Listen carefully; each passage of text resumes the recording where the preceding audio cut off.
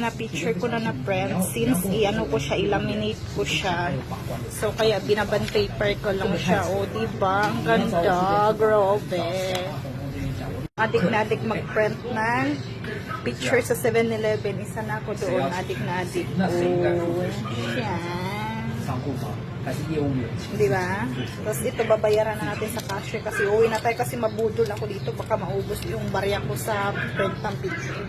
In-inform po ako ni Mr. Loren na nandiyan na po sila.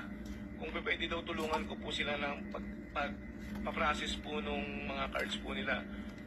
Makikita mo naman po doon po sa CCTV na sinamahan ko po sila doon sa pila.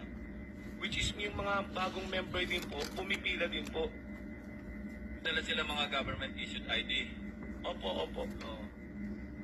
Sige. Opo, pumipila din po sila. Tapos pagdating po doon sa counter, pag tinawag na po yung pangalan mo, pipirma ka po, tapos pipicturean ka, yun po yung lalabas po doon sa card mo. So apparently, yung mga fake ID na, yung mga fake na pangalan na, yung mga aliases na yung sinapit nila doon. Hindi ko po alam, Your Honor.